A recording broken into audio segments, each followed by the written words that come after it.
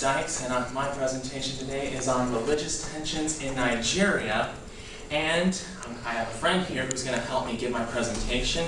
Let me introduce you to him. His name is Brother Melvin. Whoa! It tickles! What the? Oh, no, come on. Zeke!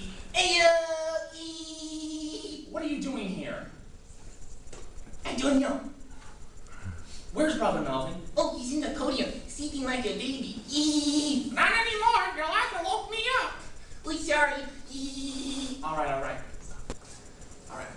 Get back in the podium, stay there, and don't say a word. Don't make a sound. Okay. All right. And Brother Melvin, come on out. All right. Wow! Whoa! Ow! Ow! What was that, a prostate exam? Was it good for you? Where did you learn that? I was watching Jim Carrey's movie, Liar, Liar. It was on practically all weekend. All right. What are we doing again? We're delivering a presentation on religious tensions in Nigeria. All right, so obviously Brother Melvin is a monk. Monkey. Catholic monk and monkey. Calm down. There's a lot of music to be calm. I can feel you shaking. What, are you nervous? Yes, very nervous. Oh, there's nothing to be nervous about. They love you here. And they love me too. All right. So, now, on your planet, there's only one religion, is there? Mm-hmm. The Primate Catholic Church, a Christian church. On my planet, the planet Primate. Mm-hmm. And you've been on the planet Earth for, how long has it been? At least, 5 months. I've been on this planet for 5 months. And you've learned that there's more than one religion on this planet. Mm-hmm. A lot of them. In which one of them is Islam. Mm-hmm. And that's what this presentation is about. It's about the religious tensions in Nigeria between the Christians and the Muslims that live there. But before we get into that, let's talk a little bit about the history of Nigeria. Stephanie?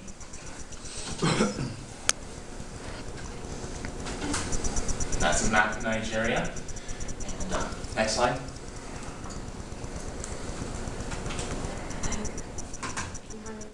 Hit the up button. Hit the up and down buttons. Yeah.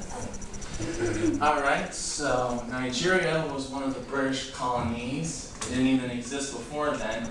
It gained its independence in the 1960s, and it was one of the poorest countries in the world due to a corrupt government.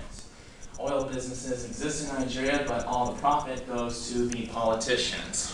All right, next slide. Okay, so. Other way. Our sense of direction. Alright, so some of the inhabitants literally live in sewage areas, and some areas have a terrible law enforcement system. As a matter of fact, citizens have to enforce the laws themselves. Vigilantes are the law in some parts of Nigeria. Alright, next slide. Alright. The country is divided by tribal and mostly religious tensions, and there are 2 religions that are practiced in Nigeria, Christianity and Islam. Thank God we aren't going to talk about Buddhism. Why? I find that religion very fascinating, especially its founder. Why? I think the Buddha's a cross-dresser. What makes you say that? All the pictures I've seen of the Buddha, he's dressed like a woman. What? No. Alright, next one. Oh, you're already there? Okay. Christians believe that Jesus is the Christ, the Savior of mankind, and they believe he's not only the Son of God, but God himself. And they believe that God is 3 distinct persons in one God, a triune God, and they believe that the Bible is God's true and holy word to mankind. The Muslims, practitioners of Islam, believe Jesus was a great prophet, but not God's son. And they do not believe God is a triune God, and they believe that the Bible is corrupt, and that the Quran is the true word of God. And that's a picture of Jesus, and that's supposed to be the Prophet Muhammad.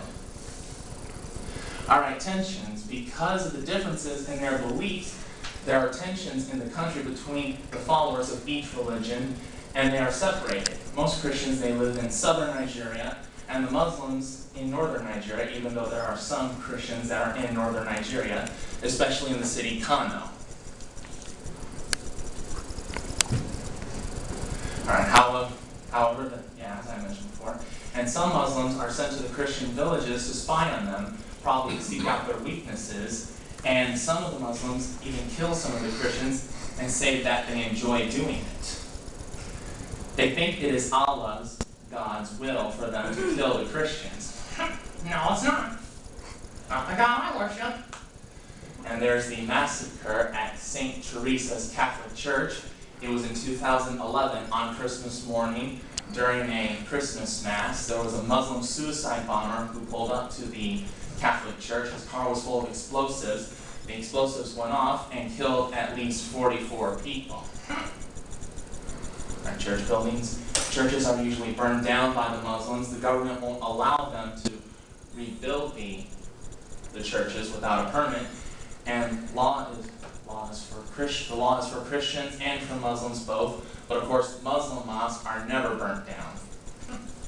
Alright, what's being done? Nothing's getting done. The government doesn't step in. They say that it's just a misunderstanding between the groups, and it will eventually go away. No, it won't. The Christians pray for the Muslims that they will see the error of their ways. And they also pray for their own safety just as well.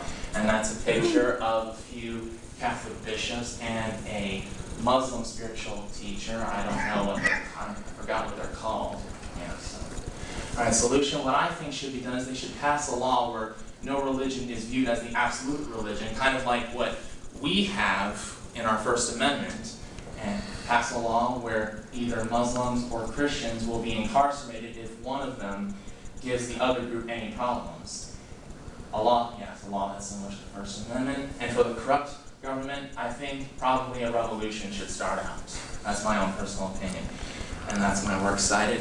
And that's our presentation. But before we end, does anyone have any questions? No. But before we end this presentation, before we end the video, we want to send out a message to all Christians who are watching this on YouTube. We ask of you, Let me do this. I barely got a word in this whole presentation. You're a glory hog. sorry.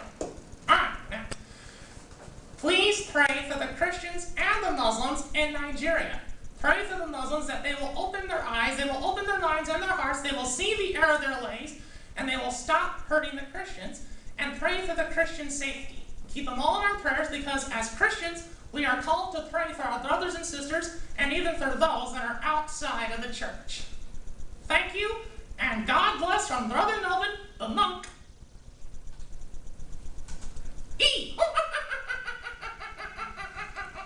Alright, that's enough. I can't stop laughing. Alright. Alright, you guys have been a great audience. Thanks for watching. Good night. Or good morning. Good night.